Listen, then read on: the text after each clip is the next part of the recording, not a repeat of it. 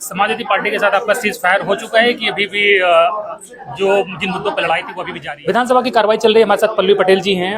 आप लोगों ने कुंभ का भी इशू उठाया, कुंभ तो इतना भव्य दिव्य हो रहा है, समस्या क्या है आप लोगों को? देखिए, आज जो सत्र शुरू हुआ है, सबसे पहले उसकी शुभकामनाएं। और सत्र उस कालखंड में शुरू हुआ है जब इस देश का सबसे बड़ा राजनीतिक सूबा महाकुंभ का आयोजन कर रहा है। सरकार स्वयं कह रही है कि ये कुंभ दिव्य है, भव्य है, डिजिटलाइज्ड है। तो इस कुंभ में आने वाले देसी विदेशी प्रांतीय जितने भी श्रद्धालु हैं, उनकी तरफ से मैं सरकार से एक सवाल पूछ रही हूँ कि आपकी जादुई दूरबीन ने 40 से 45 करोड़ लोग जिन्होंने इस कुंभ में डुबकी लगाई और अपनी आस्था को व्यक्त किया, उनका तो आंकड़ा आपने क्षण भर में जारी कर दिया। लेकिन वही श्रद्धालु जो अपने परिवार के साथ आए थे और जो डुबकी लगाना चाहते थे, जब उन्होंने अपनी आंखों के सामने अपने परिवारजनों को खोया है, जिनके परिवार के लोग लापता हो गए, वो आंकड़े आप उजागर क्यों नहीं कर रहे?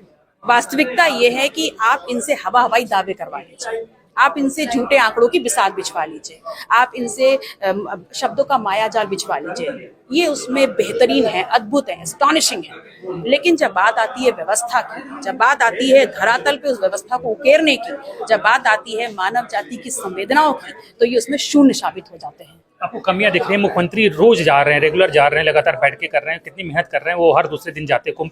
आप लोग को इसको भी देखना चाहिए। देखिए, वो जा रहे हैं या नहीं जा रहे हैं, ये अहम नहीं है। अहम ये है कि जो श्रद्धा का भाव लेकर के लोग वहां आ रहे हैं, उनके लिए सुविधा क्या है।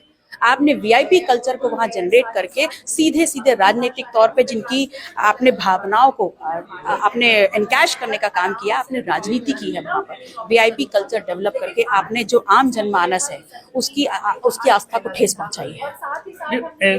दो लास्ट सवाल में, बीजेपी कह रही है आप लोग इंतजार में बैठे थे कि कुछ हादसा हो जाए और आप लोग अपनी पॉलिटिक्स शुरू कर सके, ऐसा उनका आरोप है। देखिए, हादसा हुआ है, ये बहुत बड़ा हादसा है। और सिर्फ चाहे राज्यपाल का अभिभाषण रहा हो, जिसको सुनने के बाद मुझे यह अनुभूति हुई है कि महज शोक व्यक्त कर देने से, शोक संवेदनाएं देने से या मुआवजा घोषित करने से ये सरकार और जो लोग सरकार को चला रहे हैं, उन लोगों ने मानवीय भावनाओं, आस्थाओं और व्यवस्था के नाम पर जो उनके साथ छेड़छाड़ की है और लूटपाट की है, जो पाप किया है, उस पाप को अब तो स्वयं मां गंगा भी नहीं धो सकती। विधानसभा में एक नया प्रस्ताव आया है कि रीजनल लैंग्वेज में भी विधानसभा की कार्रवाई सुनी जा सकेगी और उसमें एक अंग्रेजी भी है। तो आप लोग अंग्रेजी का विरोध क्यों कर रहे हैं? मुख्यमंत्री कह रहे हैं आप लोग तो खुद इंग्लिश मीडियम में पढ़ के आ गए, अपने बच्चों को पढ़ा रहे हैं, लेकिन इंग्लिश के विरोधी हैं।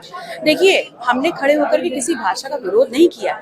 हमने सिर्फ इतना कहा है कि जब इस विधानसभा में बहुत पहले लड़ाई लड़ करके ये बात कही गई थी कि हमारी जो भाषा है हिंदी, तो जो सबसे ज्यादा जनमानस को कनेक्ट करती है, उसको उसमें सारा वार्तालाप हो, उसमें सारी पत्राचार हो, तो आज कहीं ना कहीं आप इंग्लिश को ला करके उस लड़ाई को फिर धूमिल कर रहे हैं। हमने भाषा का विरोध नहीं किया। हमने सिर्फ इतना कहा है कि अगर आप भाषाओं को इतना ही बढ़ावा देना चाहते हैं, क्योंकि हमारा मानना है कि हर भाषा व्यक्तित्व को जागर करती है, तो फिर इन भाषाओं के साथ संस्कृत और उर्दू को भी जोड़ दीजिए। एक लास्ट सवाल, समाजवादी पार्टी के साथ आपका सीज फायर हो चुका है कि अभी भी जो जिन मुद्दों पर लड़ाई थी वो अभी भी जारी है?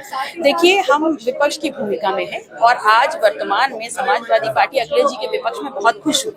हर जनहित के मुद्दे को जोड़ करके जिसमें सरकार से सवाल उनकी आंखों में आके डाल के पूछा जा सके, उस सवाल में मैं उनके साथ खड़ी हूँ। उनके साथ इश्यूज पर यानी कि हम मान लें कि सीज फायर हो चुका है काफी हद तक। ये आप कैसे भी समझ सकते हैं। मैं मानती हूँ सीज फायर हो या ना हो, मुद्दों पर, जनहित मुद्दों पर लड़ना सबसे अहम बात होती है और उन जनहित मुद्दों पर ही हम साथ भी आए थे। अभी भी साथ हैं? बिल्कुल बिल्कुल, क्यों नहीं। बिल्कुल। तो पल्लवी पटेल जी कह रही हैं कि